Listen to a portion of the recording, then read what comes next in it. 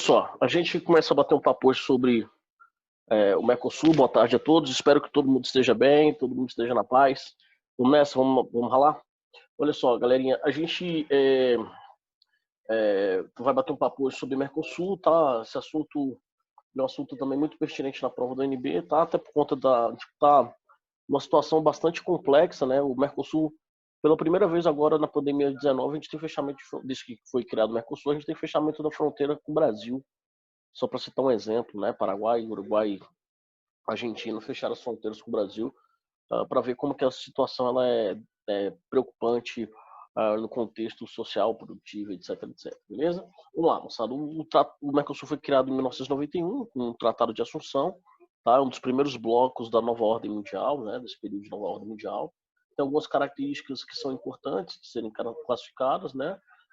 O objetivo é a eliminação progressiva das políticas alfandegárias, né? Com a adoção tanto com a circulação de capital, serviço, etc, etc, como também a circulação de força de trabalho. A gente não chegou nesse patamar porque o Mercosul não é, moçada, um mercado comum. O Mercosul é uma união aduaneira, tá certo, moçada? Então, só permite livre circulação de pessoas e só permite a livre circulação de mercadorias, e nem todas, tá? As estratégicas, como armas, como por exemplo, automóveis, não podem circular livremente, tá? E outra característica comum é a adoção daquilo que nós chamamos de TEC, que é uma tarifa externa comum, um acordo que visa, desde 1995, moçada, a compra no mercado externo de ações, de aditivos, de matéria-prima, de tecnologia em comum, tá? Com o mesmo preço, com a mesma tarifa, tá certo? Deixa eu desligar um negócio aqui rapidão.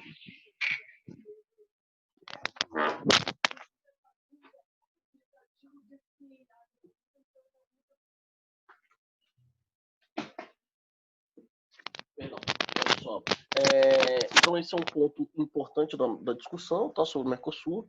Quando a gente fala do bloco, a gente tem países membros, né, 5 países membros, né, que são Paraguai, Brasil, Uruguai, Argentina e a Venezuela, admitido em 2012, apesar da Venezuela estar suspensa, tá? Nós temos os países associados, Bolívia, Chile, Peru, Equador e Colômbia, né? Ou seja, é apenas uma zona de livre comércio nesses casos, né? E nós temos um país observador, que é o México, né? Tanto é que o México tem vantagens na compra, por exemplo, de automóveis da Argentina e do Brasil, tá? O Gol é muito vendido lá. O histórico, moçada, nasce aí com o chamado BICAB, né, moçada, em 86, que é o Tratado de Integração e Cooperação Argentino-Brasileiro, né? Vira bloco com o Tratado de Assunção em 91, né? Com algumas condicionantes, né? Democracia, inclusive hoje, Frajola, eu e Hector, a gente vai bater um papo sobre esse assunto na democracia, né? Encontramos vocês às 18 horas, né? E a questão da vulnerabilidade, proteção militar, etc, etc. Tranquilo? Bom, iniciativa política precedeu a demanda, né? A questão da integração política é muito diretamente associado aos problemas políticos que vivenciaram Argentina, Brasil, Uruguai e Paraguai, as ditaduras, né, meninos? Com a lógica de diplomacia presidencial, né? E a gente tem alguns pontos que devem ser abordados aí, que é a crise brasileira de 99, a crise brasileira de 2001, né, que são elementos que geram certa desconfiança na formatação desse bloco, tá? Vamos lá. Seguindo essa narrativa, moçada, o Mercosul tem algumas características, né? Alguns arranjos institucionais flexíveis. A ideia é promover uma celeridade no processo de integração, coisa que não deu certo, né? Mas de qualquer forma, você tem hoje o principal parceiro comercial do Brasil, além da China, é justamente o Mercosul, tá? Apesar da Argentina ter fechado, mandei esse material para vocês, a Argentina ter fechado com a China uma parceria comercial bastante significativa. Aliás, China que fechou parcerias comerciais bem duradouras aqui com a América Latina, tá? E Brasil. Meninos, tipo no Mercosul, né? Você tem normas que necessitam de aprovação dos parlamentos nacionais, normas que são incorporadas, né? E normas para o funcionamento interno da região. A gente tem algumas características que são importantes de serem admitidas, né?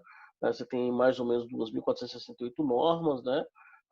Com a divisão política da seguinte forma, meninos: o direito originário do Mercosul, o Tratado de Assunção, Protocolo de Ouro Preto, que garante a livre circulação, tá certo? Você tem o Protocolo de Olivos, né, que garante a circulação também de pessoas, né? E o Protocolo Constitutivo do Parlasul, formação do Parlamento do Sul em 2005, tá? Detalhe, meninos: direito derivado do Mercosul, você tem aí alguns conceitos que são importantes, né? Você tem 3 órgãos do Mercosul, né? O CMC, o GMC e o CCM, né? O que é o CMC, moçada? É o Conselho do Mercado Comum, né? Formado por os ministros das Relações Exteriores, né? Na verdade, debater, consultar algumas prerrogativas, tá? O Grupo Mercado Comum, né? Que tem um caráter de executar as decisões do CMC, e a Comissão de Comércio do Mercosul, que é o órgão que vai organizar as políticas econômicas e comerciais do Mercosul, beleza? Algumas instituições importantes: no caso do Mercosul, você tem um parlamento, né, moçada, chamado de Parlasul. Ele é recente, formado em 2006, né, meninos? Não tem muita força, tá? Mas, teoricamente, tem como objetivo proteger o Mercosul de ambientes antidemocráticos, né? Bem, mais ou menos, tá, moçada? E você tem um órgão que está diretamente relacionado a esse, que é a Unasul. Tá? Lembrando que ser parte de uma democracia é fundamental para que o Mercosul continue funcionando. Tá, moçada? Lembrando que também grande parte daquilo que nós exportamos também vai para o Mercosul, então eles são grandes consumidores dos nossos produtos. Tá? Bom, um outro órgão que é importante da gente caracterizar é a Unasul, tá, meninos? A Unasul é a ONU da América do Sul, está formado aí, moçada, a partir do consenso de Guayaquil em 2002, tá, moçada? Comunidade, ela só entra em vigor. Volta. Ela só vai entrar. Ah, aqui pode seguir. Ela só vai entrar em vigor, moçada, em 2008, os 12 países da América do Sul, tá? O objetivo básico é facilitar a integração política. Tem papel importante pra caramba nas crises locais, no debate aí sobre problemas entre Colômbia e Venezuela. Eu hoje perdeu um pouco de força, tá, meninos? Até por conta do desenvolvimento dos Estados Unidos e do impacto da geopolítica norte-americana aqui na América do Sul nos últimos anos, né? Prevê um conselho de defesa, como temos na União Africana, né? Que é liderada pela Nigéria, né? E nesse sentido, essa defesa constitui um instrumento de fortalecimento da estabilidade, paz e cooperação, né? Para criar um conselho de defesa regional que não inclui os Estados Unidos, mas tampouco é hostil a ele. Mentira, lenda urbana, né? E o Conselho avança e passa os lenços na definição de uma agenda comum, coisa que é mais difícil na América Latina, na América do Sul, justamente porque você tem o Brasil, que é o mais importante país, né, que é considerado um país imperialista, inclusive, né, e tem essa dificuldade da própria ligação por conta da língua, né? Então o Brasil encontra dificuldades de exercer a sua liderança aqui na América Latina, tá, moçada? A Unasul, ela tem uma estrutura institucional, ela é formada, sobretudo a UNB gosta muito de Unasul, tá, meninos? Conselho de chefes e chefas do Estado de Governo, né? A Secretaria Administrativa, ministros das Relações Exteriores, delegados e os conselhos setoriais, tá? Vamos lá, meninos, em relação a discursos regionais do país, né? O que você pode entender em relação a isso? O Chile, Paraguai e o Peru dão ênfase nos argumentos identitários, foco no nível sul-americano, na formação de um grupo sul-americano, relação moderada com os Estados Unidos, o Unasul como ator internacional, segurança, paz e soberania. Aí você tem Equador, Venezuela e Colômbia, né? Como passa ao caminho de integração latino-americana, intensas relações com a América Central e do Caribe. E você tem o Brasil e a Argentina, focados no nível sul-americano, mas atenção também ao latino-americano. Dimensão econômica, segurança, paz, projeção internacional, e reserva um argumento tem aí uma lógica, uma retórica da criação da identidade dos países da considerada América do Sul, tá? Vamos lá, moçada, o NAFTA. A NAFTA é um acordo de livre comércio da América do Norte, não sei porque ficou assim não, tá? Depois eu corrijo para vocês. Né? Que está em processo de crise e de dissolução, tá? É um grupo que hoje sofre muitos problemas por conta de ser um grupo funciona fundamentalmente a partir dos interesses norte-americanos, né? Então esse também é um dado importante. O NAFTA, desde a eleição do Trump, passa por problemas, o Acordo de Livre Comércio da América do Norte, tá? É uma zona de livre comércio, quase uma união aduaneira, quase uma zona de livre circulação de mercadorias, uma união tarifária, né? Eliminar as barreiras alfandegárias é sempre o objetivo, tá? Enfrentar a concorrência da União Europeia, porque ele entra em vigor em 94, logo após o Tratado de Maastricht, né? E a ideia era ter um prazo de 15 anos para eliminação das barreiras, né? Só que não acontece isso. O Chile é um membro observador desde 1994, tá? Moçada, ainda em relação ao NAFTA, um grande destaque, lógico, a economia norte-americana, por isso que é tão importante, tá? Detalhe, moçada, que pode cair em prova. O NAFTA é explorado fortemente pelos Estados Unidos para a produção de um grupo de empresas na fronteira com o México, conhecidos como maquiladoras, tá? Ou as famosas... vou fazer isso aqui, vou fazer isso aqui dessa forma, vou escrever mesmo, tá? Moçada, o que são as maquiladoras? As maquiladoras são as famosas empresas de maquiagem, né? Ou, em outras palavras, aquela empresa que vai maquiar o produto norte-americano, tá? Meninos, ó, aqui, ó, maquiladoras, né? Ficam localizadas aonde? Usadas no México, próximo ao que, moçada? Próximo às fronteiras, tá? Em produtos americanos produzidos como se fossem produto mexicano vendido como se fosse produto norte-americano, né? Trabalho mexicano, venda norte-americana, beleza? Isso. O México é influência do capital estadunidense, né? Como a gente falou para vocês, beleza? Um outro projeto que não deu certo, para a honra e glória de Buda, tá? Meninos, é a ALCA, que é a Área de Livre Comércio das Américas, né? Um projeto de 1994 que tinha como objetivo a dolarização da economia latino-americana, né? O Brasil foi um grande ator para impedir o desenvolvimento da ALCA, mas o objetivo é colocar o dólar para circular em todo o território latino-americano, beleza, moçada?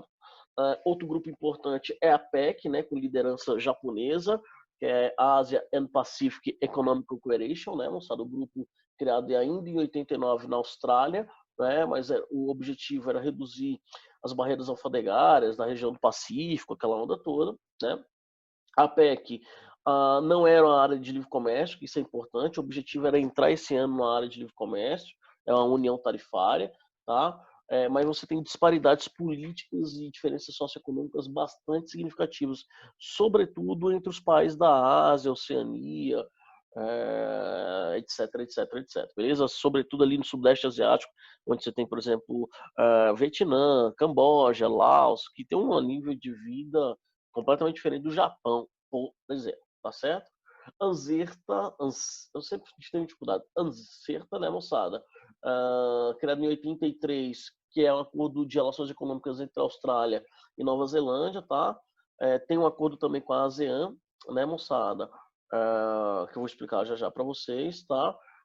Que reúne, né, o grupo dos países da Oceania ali da chamada Indonésia, Malásia, esses países, tá certo? O ALAD, mostrando que é a Associação Latino-Americana, que integra funções majoritariamente tarifárias, né? América do Sul, México e Cuba, né? Meninos, por preferências econômicas, etc, etc. O Pacto Andino, né? Que acabou perdendo um pouco de força por conta da relação complexa entre Venezuela e Colômbia, tá, moçada? Mas é o mais antigo bloco econômico da América, né? E tem como objetivo, exatamente, meninos, criar um passaporte e possibilitar a integração econômica e cultural, tá? O CARICOM, moçada, que é a Comunidade de Mercado Comum do Caribe, né? Ou Comunidade do Caribe, também bem antigo, né? Formado basicamente por ex-colônias, né? A ideia é coordenar a política externa, né? Ou seja, desenvolver projetos comuns para o desenvolvimento de uma política externa, tá certo? Aí a ASEAN, como eu tinha falado para vocês, tá? A ASEAN, moçada, Associação de Nações do Sudeste Asiático, né? Que era de 67, né? Para fazer, de alguma forma, oposição ou concorrência ao Japão e à China, né? Mas basicamente ao Japão, tá, moçada? E que vai fazer uma parceria concerta, né? E uma parceria econômica de cooperação com a União Europeia. Tanto é que tem muita camisa de vocês aí que é do Vietnã, tá, moçada? Camisa da Adidas, produzida no Vietnã, tá? E aí você tem o SADC, South África, dentro da África Austral, é uma organização também subregional, é o Bloco Africano, Bloco Econômico da África mais bem sucedido, aliás, podemos dizer que é o único que é mais ou menos bem sucedido, né? Criado em 92 por 15 países membros, né? Aí você tem África do Sul, Madagascar, Namíbia, Angola, Congo Democrático, eu acho muito doido isso, né? Engraçado que, inclusive, a semana passada a galera começou a derrubar as estátuas do Leopoldo II. Teve uma galera aqui no Brasil que se indignou, né? Aliás, falando isso, viram a campanha da Bombril de hoje, lançada hoje, né? Crespinha, né? Que é um produto antigo que a Bombril tinha. Né? É muito doido, né? Esse país é um país não é para amadores, não. Beleza? Uma moçada. Aí você tem o SADC, né? Mais os objetivos, procura diminuir a pobreza e melhorar as condições de vida, mas a coisa é muito feia. Eu conheço o SADC de perto, porque eu trabalhei no SADC. Eu morei na Angola, trabalhando para o SADC, nas relações internacionais do SADC. Cara, muito complexo, velho. Deixa eu até voltar o mapa aqui, que eu acho bem legal mostrar esse mapa. Cara, você não pode comparar a África do Sul com a Namíbia. Na Namíbia tem os dois desertos mais violentos do planeta, um nível de pobreza absurdo. Foi um país que foi colônia até 1993, né? Eu estou falando da África do Sul que se tornou independente, né, meninos, em 1910, né? Então dá para nem comparar, beleza? Tanzânia, Moçambique. Moçambique e Angola estão entre os países mais pobres do mundo, né? E eram colônias até 1975. Né? Então a situação vivenciaram uma guerra civil aí de 75 a 1991. Então a situação é bem complexa aqui no SADC, tá, moçada? E aí eu até trouxe algumas questões, eu vou colocar esse material para vocês, mas eu queria muito que vocês tivessem. Deixa eu pegar aqui uma outra questão, olha só. Aqui, ó, criado em 91, o Mercosul é, na verdade, uma plataforma de inserção competitiva na economia mundial que simultaneamente se globaliza e se regionaliza em bloco. A busca a liberalização de entraves aos fatores produtivos, para dentro e para fora do espaço econômico comum. Por isso tem uma vocação de polo aberto, não tendo, inclusive, pela própria natureza de sua dimensão econômica, a possibilidade de ser um bloco em si mesmado, tá? A posição do autor, o ex-ministro das Relações Exteriores, reflete as políticas desenvolvidas pelo governo dos países do Mercosul, desde os primeiros acordos para a sua instituição. Vamos lá. Assinale a alternativa correta. Pá. A formação do Mercosul como bloco regional cria saídas econômicas para os países membros, tornando desnecessária e indesejável a adesão à globalização econômica? É completamente oposto a isso, né? O dinamismo comercial entre o Brasil e a Argentina, as duas economias mais poderosas do bloco, estimulado pelo Mercosul, não vai excluir a condição de global traders, né? Países que comercializam com todo mundo, de ambos. É errado também. Aliás, não vai, não, verdade, verdadeiro. Não vai excluir. O Brasil e a Argentina são global traders, tá, moçada? Essa expressão pode cair em prova, né? Que são países que comercializam com o mundo inteiro, tá? A integração desses países num único bloco capitalista, único bloco, né? Já está errado. A complementaridade de suas economias, permitindo a livre circulação de bens e serviços, barateando o custo de mão de obra, uniformizando as tarefas alfandegárias? Não. A principal finalidade do Mercosul para as economias dos países membros é de se erguerem barreiras contrárias ao processo de globalização. Não, também. Tá, moçada? Deixa eu só ler a 3 de novo, tá? A integração desse país em um único bloco possibilita a complementaridade de seus... Sim, perfeito. Permitindo a livre circulação de bens e serviços, perfeito. Barateando o custo de mão... Exatamente. Esse é o objetivo do bloco. Então, correta, letra C. Tá, moçada? 2 e 3. Beleza? Isso aqui do NB é uma questão antiga, mas só para vocês lembrarem, olha só. Desenvolvimento regional, moçada, refere-se à questão das trocas interregionais, né? Constitui fundamento de especialização local. E aí ele fala assim, em relação ao desenvolvimento da regionalização, julgo os itens a seguir. A globalização coloca em evidência cadê? A questão geográfica nos lugares e nas identidades locais, ou seja, as nações estão interligadas em um sistema mundial em que cada cultura pode se expressar e interagir com as outras, por isso a globalização não está limitada apenas na transnacionalização dos sistemas econômicos e financeiros, correta questão, tá certo? Tendo como suporte a economia americana, o NAFTA, cujo objetivo é o desenvolvimento de programas de ajuda social, está tudo errado. 3. A formação de megablocos econômicos supranacionais representa a expressão de uma política territorial para reduzir barreiras impostas pelas fronteiras nacionais? Verdadeiro. A circulação financeira no mundo está ligada em rede e proporciona a estabilidade econômica e política. Proporciona estabilidade? Errado. Então, questão correta. Aliás, somatório 1 mais 4. Beleza? Aliás, 1 mais 3 vai dar 4. Tá? Vamos lá, meninos. Alguns tópicos são importantes a gente caracterizar. Deixa eu só organizar isso, tá? Um assunto que é muito pertinente na prova da UNB, meninos, são os chamados atos internacionais, tá? O que são os atos internacionais? O ato internacional é um instrumento pelo qual uma pessoa de direito internacional público assume obrigações, né, e adquire direitos sobre outra pessoa, tá, moçada? O ato internacional externa o volume de atos internacionais celebrados constitui o indicador objetivo da atividade diplomática no país. Tá? O que é um ato internacional, moçada? É o conjunto de acordos firmados por um país com parceiros internacionais. Eu preciso que vocês deem uma lida importante no artigo 4º da Constituição.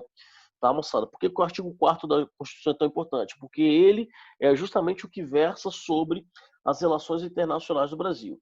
Tá? E quando a gente fala das relações internacionais, é importante que vocês lembrem que, meninos, não existe comércio sem parceria, não existe global trade sem ato internacional. Pode crer? Então, isso é um ponto super importante da nossa discussão. Mais uma vez, não existe global trade, tá, moçada, sem o ato internacional. Beleza? Então, esse é um ponto importante. Vamos lá. Como é que se desenvolve o comércio no século XXI? Você tem a fragmentação da produção em escala mundial, o processo de fragmentação, aliás, fragmentação do processo produtivo, né? Que a gente estudou, a gente falou sobre isso lá em Toyotismo, né? O processo produtivo envolve vários países, né? Há um aumento da interdependência econômica. Vejam, por exemplo, moçada, o fato da gente não produzir EPI no Brasil, então a gente depende de EPI que vem de fora, né? Contamos com a criatividade e a boa vontade das pessoas no Brasil para produzirem máscaras, para cederem para o trabalho, né? Há um crescimento expressivo dos fluxos transfronteiriços, nunca se viajou tanto, moçada, entre fronteiras, né? E você tem uma moderna divisão internacional da produção, que a gente vai chamar de nova DIT. Também estudamos sobre isso, falamos sobre isso. Esse tópico também é um tópico super importante da nossa discussão, tá, moçada? Um dos exemplos disso, dentro do contexto da modernidade, é o TPP, Trans-Pacific Partnership, que é a parceria Trans-Pacífico, tá, moçada? Cara, esse é um projeto que nasceu muito forte, mas que morreu muito rápido, né? Por que ele nasceu muito forte, galera? Ele nasceu muito forte por conta de uma questão bastante emblemática, bastante significativa. E que questão é essa? Juntar as principais economias do leste da Ásia, né, e do oeste, moçada, da América, né, para combater a China, né? Combater de uma forma teoricamente menos, né, gerando menos ruptura, como por exemplo a guerra comercial promovida pelo Donald Trump, mas era uma forma de romper com a estrutura de controle da China na Ásia, tá certo, meninos? Esse acordo, né, que era um acordo de livre comércio, meninos, inicialmente era composto por 12 países banhados pelo Oceano Pacífico, dentre os quais Estados Unidos, México, Peru, Austrália, né, Japão, etc, etc, etc. Tudo bem? Se ligue bem, olha só, meninos, o TPP ele foi criado em 2015, né? Em 2018 era para ele ter entrado em vigor, até hoje ele não conseguiu se sustentar, até para muitos até vai acabar, tá? Tá no campo do silencioso absurdo, né? Mas o objetivo, né, meninos, é basicamente fortalecer o comércio. Entretanto, 5 dos 29 países tratam efetivamente o comércio. As regras mais importantes do TPP concentram na proteção mais rígida da intelectualidade, né? A internacionalização estratégica do mercado de serviços, né? A abertura ilimitada de compras governamentais e a criação de privilégios para investidores estrangeiros. Beleza? E aí, nesse sentido, a gente tem alguns debates que são interessantes que podem cair em prova, tá, moçada? Quais são os objetivos? Alavancar o crescimento econômico, intensificar a inovação, elevar os padrões de vida, diminuir a pobreza e promover a transparência, boa governança e proteção industrial. Tá, meninos? É muito semelhante com a acordo de parceria transatlântica de comércio entre Estados Unidos e União Europeia, tá? Que é um tratado que a gente pouco fala, moçada, mas que é super importante, tá? Inclusive, deixa eu ver se eu volto aqui no material para mostrar para vocês, perdão, para mostrar para vocês sobre isso. Eu até selecionei um infográfico dessa relação, tá? Meninos, olha só.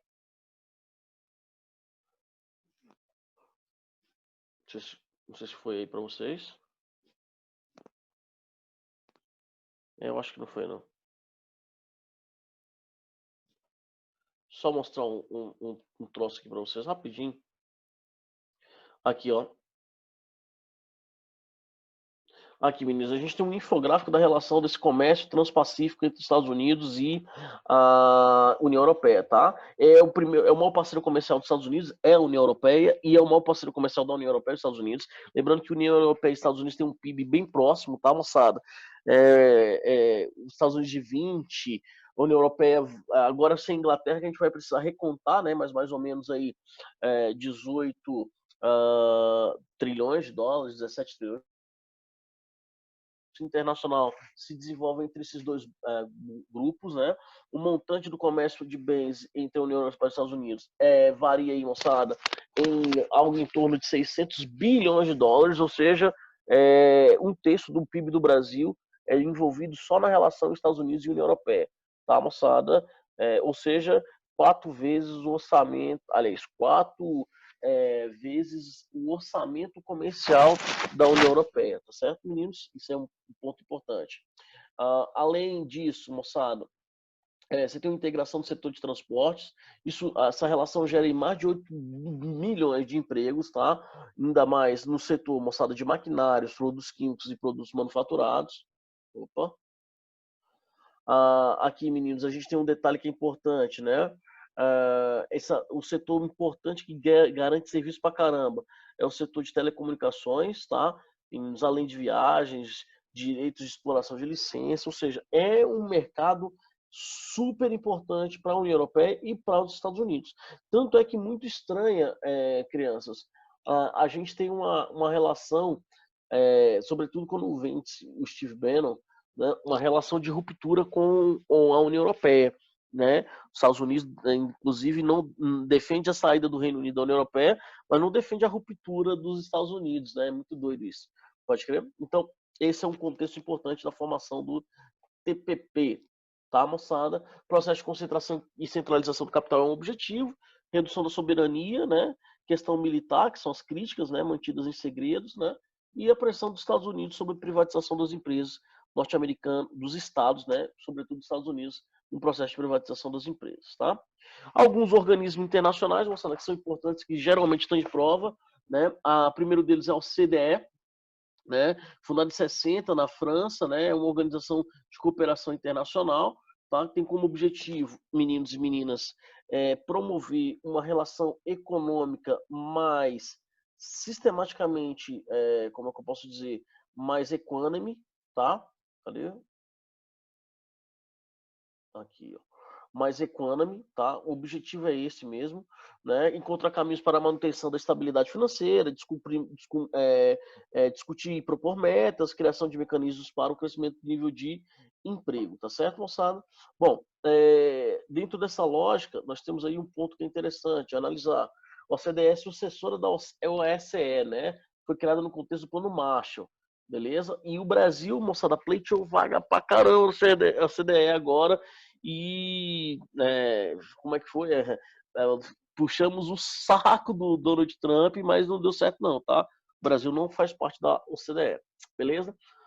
Outra organização importante é a FAO, Food and Agriculture Organization. A gente já falou um pouco disso, moçada, porque é a organização que cuida aí do combate à fome e apresenta os principais relatórios de desenvolvimento humano que nós temos recentemente elaborados, tá? Aí está um desses relatórios, que é a questão da fome, o mapa da fome global de 2000 e moçada 19, né? O Brasil é um desses países que ainda estão na rota da fome, e tá, meninos, só para vocês terem uma noção, nós temos aí 47 milhões de pessoas na América Latina que sofrem com desnutrição, tá? Meninos, 11% dos venezuelanos passam fome, só para a gente citar um exemplo. No Brasil, nós temos 5,2 milhões de pessoas ainda em situação de vulnerabilidade, tá? Meninos, de vulnerabilidade alimentícia, né? Algo em torno de 11 milhões e 700 mil brasileiros vivem com menos de $1,90 por dia, que é o que nós chamamos de que, moçada, de linha da pobreza, tá? O que é a linha da pobreza? É justamente aquela que vai definir quem é pobre e quem é miserável, né? Lembre-se da diferença entre pobreza e miserabilidade. O pobre consome, mas consome pouco. O miserável nem isso faz. Pode crer? Então esses são dados importantes pra caramba, dados inclusive da própria FAO. Tá? Além disso, meninos, hoje nós temos, e vai aumentar esse número, moçada, nós temos aí mais de 5,2 milhões de brasileiros em situação de carência de alimentos. Quem sofre mais com isso são as crianças, lógico, né? O Brasil é um país que lidera o ranking, moçada, disso aqui, ó. Desperdício de alimentos, tá? A gente joga alimento pra caramba fora. 10% no processo do campo, 50% no manejo do transporte, 30% do desperdício na comercialização, 10% no vários supermercados, tá? Algo em torno, moçada, de 33% de tudo que nós produzimos vai diretamente para o lixo. Pode crer? Então esse é um tópico também importante, né? O grande barato é que a gente entenda o seguinte, que no Brasil a gente não passa fome por falta de alimentos, a gente passa fome porque a distribuição é extremamente desigual, tá? A gente consegue produzir o suficiente, o desperdício também, a gente consegue produzir o suficiente para abastecer a África durante um tempão, tá certo, moçada? Por exemplo, ok? Vou voltar aqui. Indicadores sociais, né? Para a gente finalizar, acho que não vai dar tempo não. Vamos fazer o seguinte, vamos chamar a outra aula Rapidex. Espera aí, rapidinho. Finalizar aqui com vocês.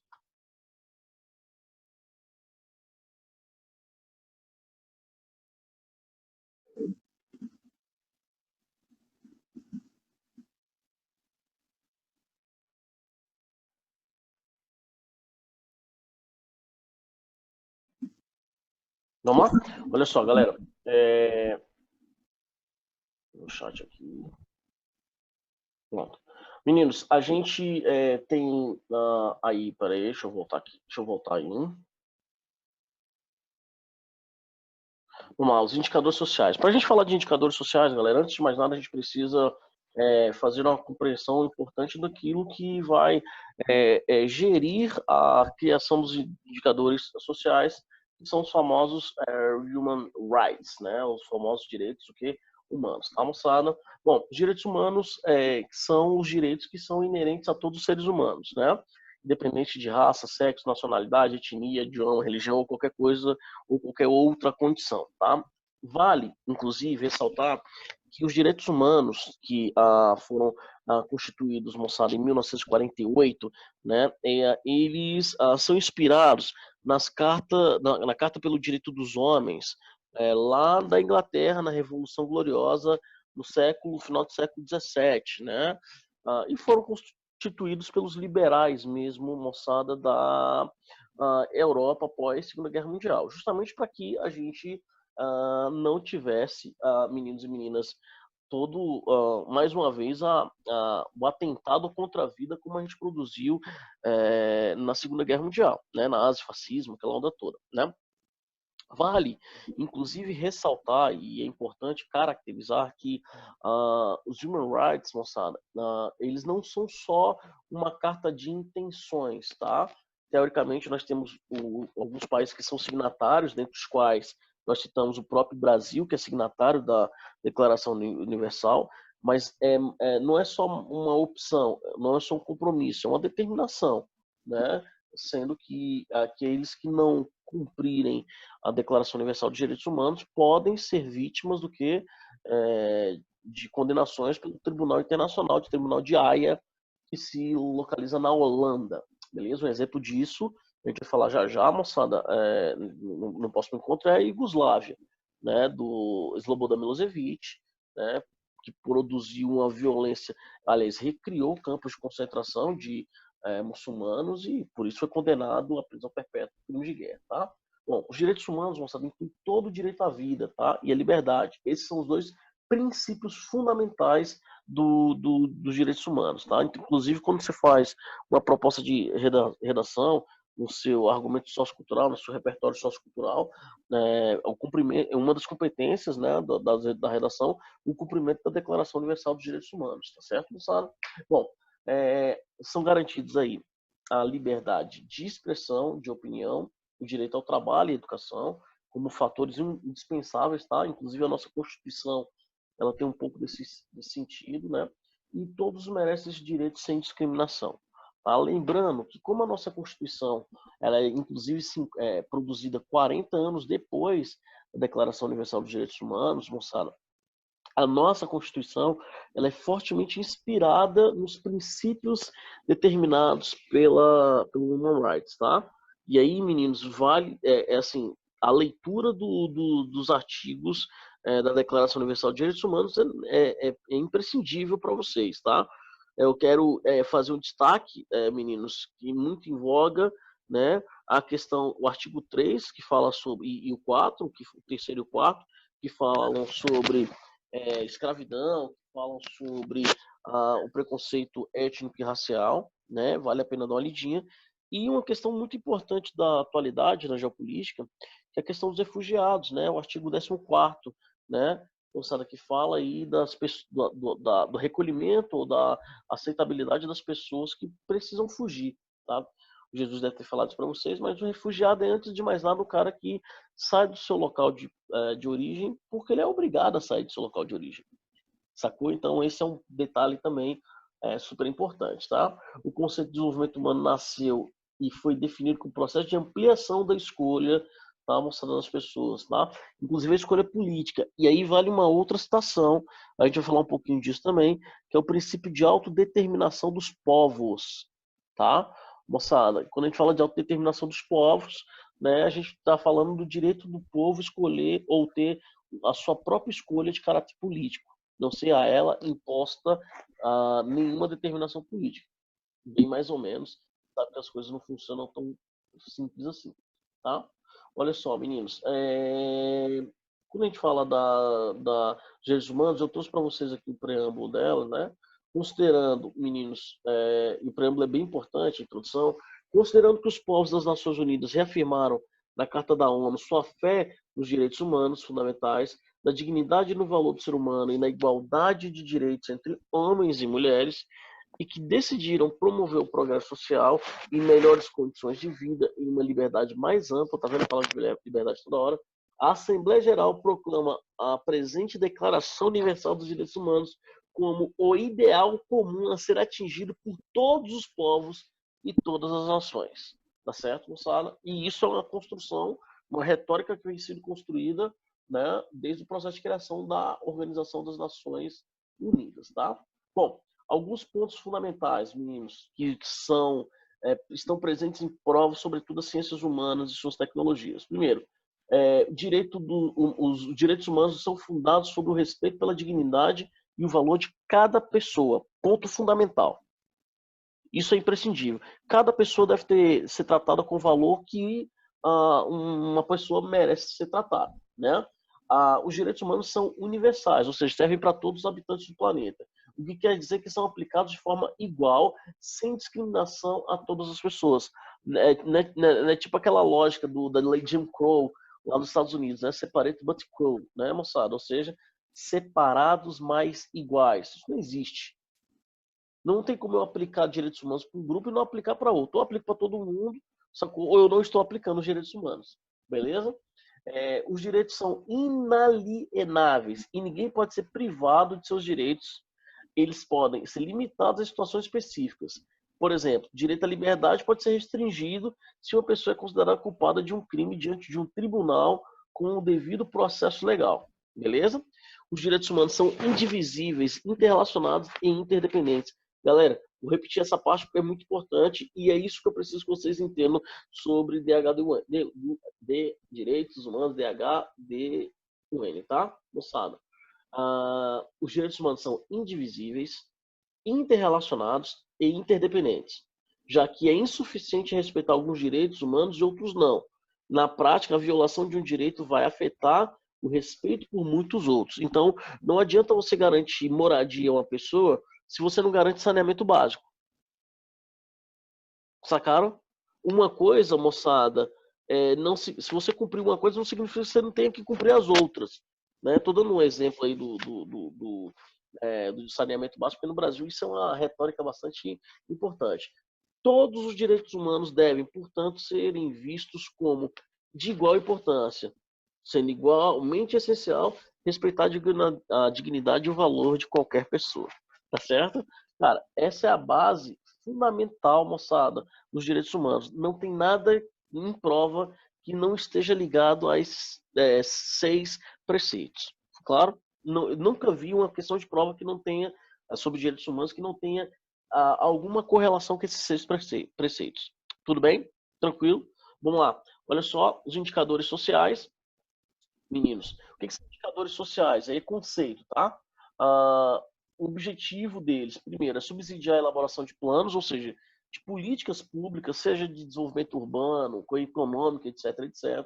Avaliar os impactos sociais, espaciais e ambientais decorrentes da implementação desses projetos e justificar o repasse de verbas, ou seja, como que o orçamento é determinado em função disso, ok? Bom, seguindo essa perspectiva, o primeiro índice que a gente precisa trabalhar, moçada, é o famoso IDH, que é o Índice de Desenvolvimento Humano.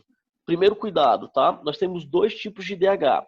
Nós temos o IDH internacional e o IDH-M, tá, moçada? Que é o IDH para municípios, que ocorre no Brasil.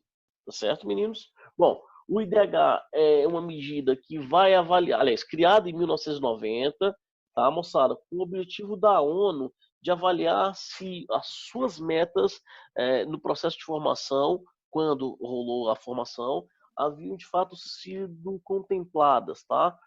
E quando eu falo das metas de contemplação, paz e diminuição das desigualdades entre as nações, tá? O objetivo muito claro era esse, ver a possibilidade de o quê?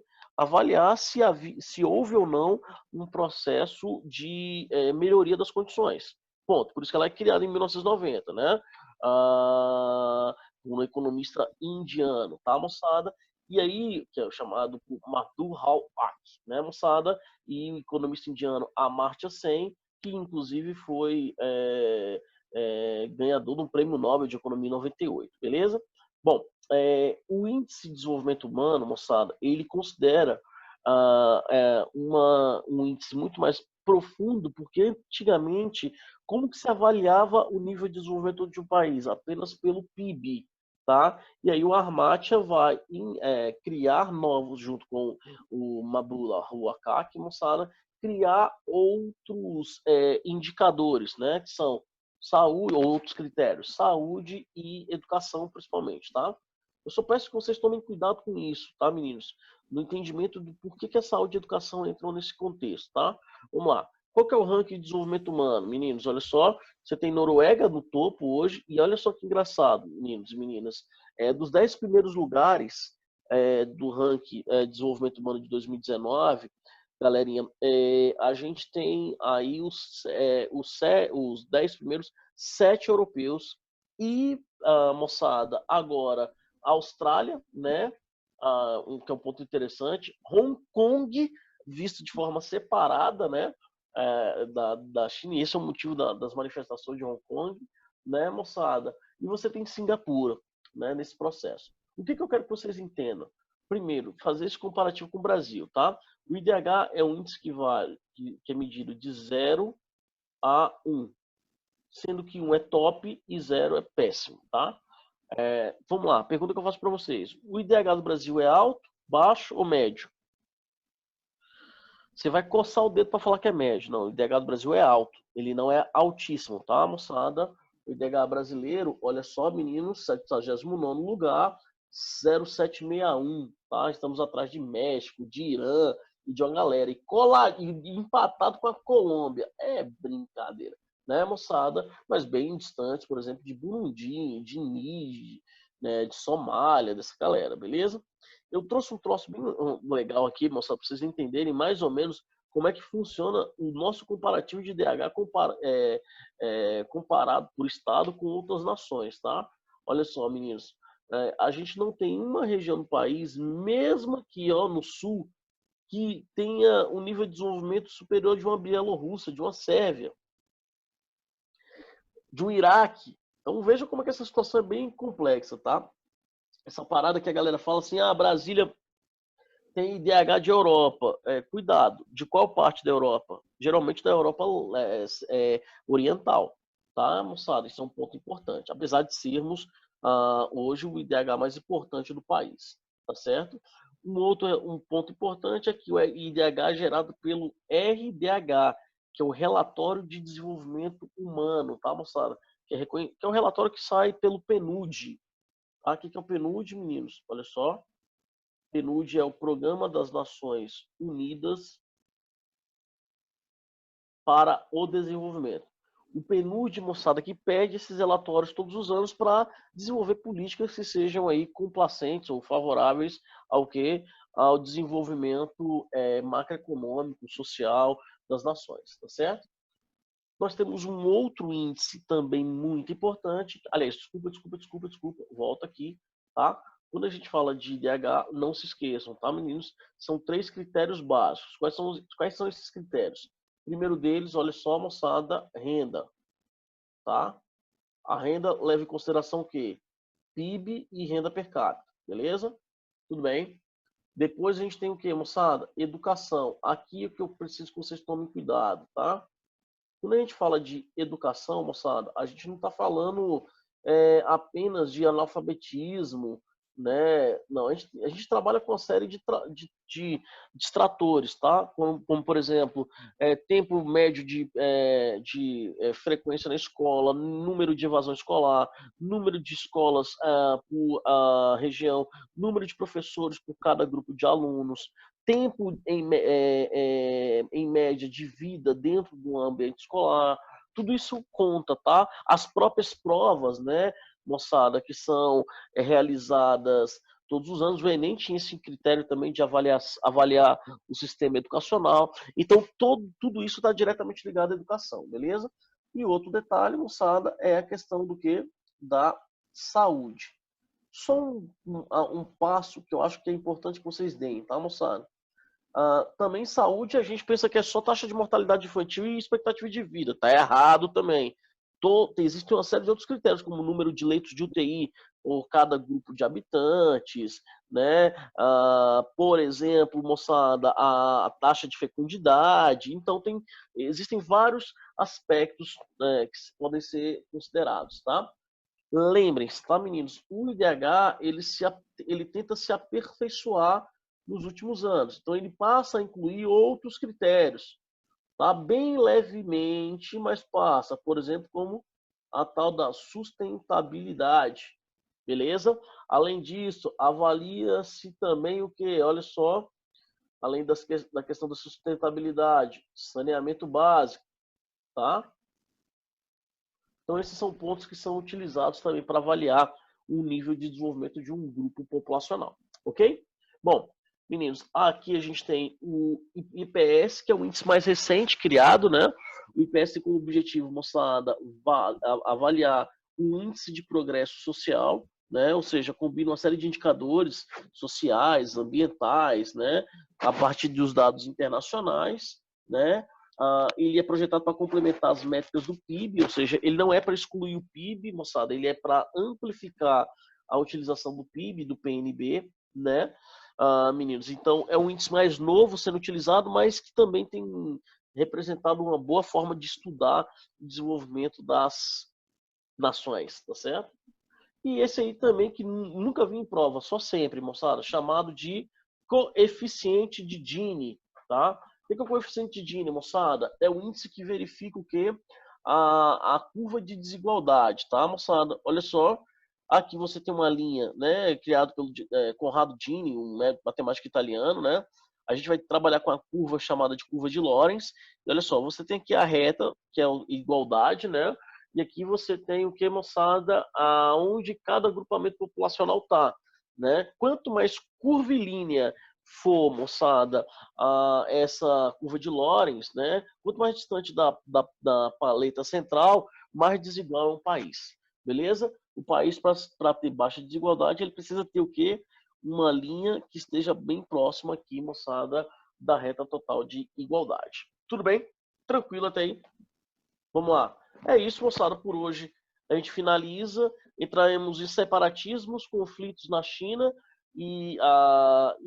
conflitos, separatismo na Ásia e em Oriente Médio na próxima aula, pode crer?